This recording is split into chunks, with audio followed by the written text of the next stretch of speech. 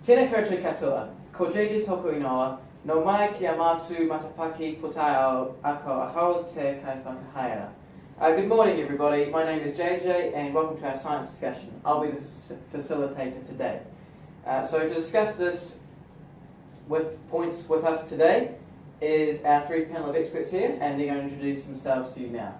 Tēnā koutou katoa, ko Hannah tōku ingoa.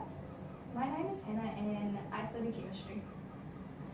Kia ora, ko Danielle Logan tōku ingoa, and I study geology and environmental science.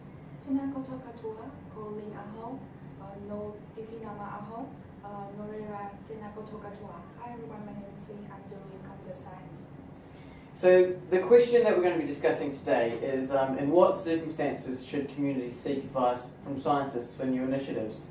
So I guess the first question that should be asked is that when should communities actually seek advice from scientists? I believe that communities should seek advice from scientists if they're undertaking an initiative that may have an effect on the wider community or a negative effect on people around them. So a chemical example of this would be if a business has toxic waste that might affect the community, they should get the help of a scientist just to discuss the safest way to dispose of the waste for the environment and the people around them. That's very true. I mean, a lot of firms do have a lot of chemical waste problems. Lynn, what would you say? When should we consult? Or what's something you would add? In my opinion, communities often lack access to the scientific knowledge and also the ability to evaluate and interpret technical findings. So seeking advice is really necessary for them. One of the examples for this is the logistics software.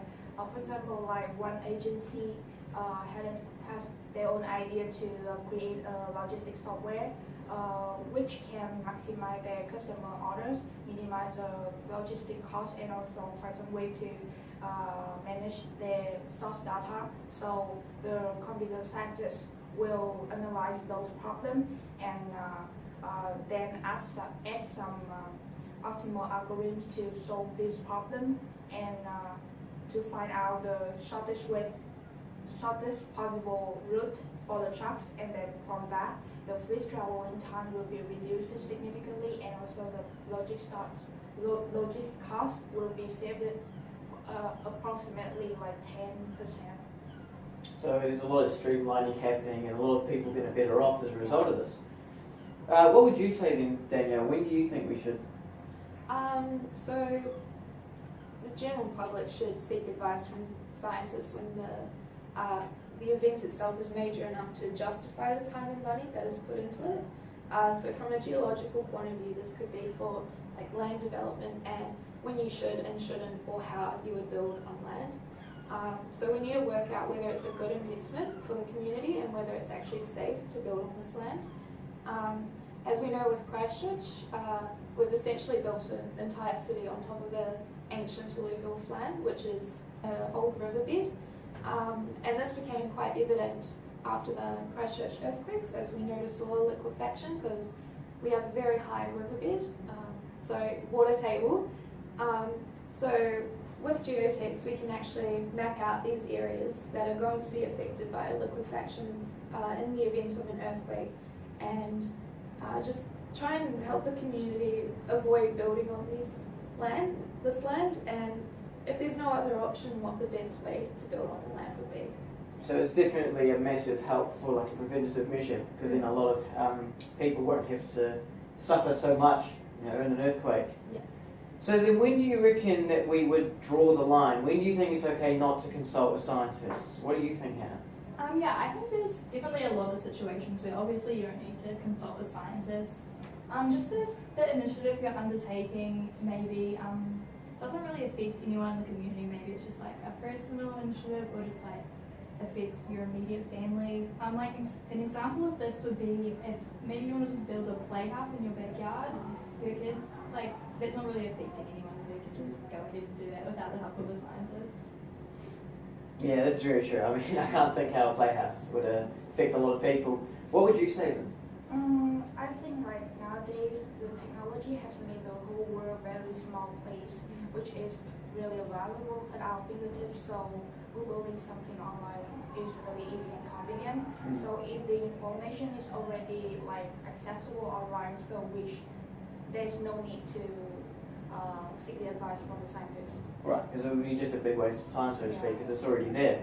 Now it's a very good point. And then what would you say, Danielle, when you reckon is okay not to? So when the event has little or very no effect on the wider community, we really don't need to consult a scientist. So this could be like for a community garden, really don't need a scientist for that. Yeah, it's quite a small effect, and I mean, I don't think there's going to be much danger with putting a wrong bush, maybe. No. No, exactly. Yeah. Just another thing to add to that too is like drawing the line between there's like a quite a fine line between major and minor events. So an example of this in the news recently was up in Carterton. A few kids, or like many of the kids at a school got sick, and they found out the reason was because a homeowner that was across from the school had just got a load of fertilizer. So you wouldn't really think something like that would you'd need the help of a scientist, but maybe it would have been safer for the children just to get a second opinion if that was going to be harmful. So sometimes there's obviously, as you say, a very fine line, and the danger of misinterpretation is actually quite high. But basically what we're agreeing on then is that, if the initiative is going to have quite a big effect on a third party in any way, then we should consult scientists, because that would help maximise benefits to the general public, as well as reduce the negative impacts. But then we're also saying that it has to be major enough. Meanwhile, if it's too minor, and if the information is accessible online, then you could probably get away with that looking for a scientist, because the event's just not going to be that big of an impact. Cool. Oh, that was really interesting. Good job.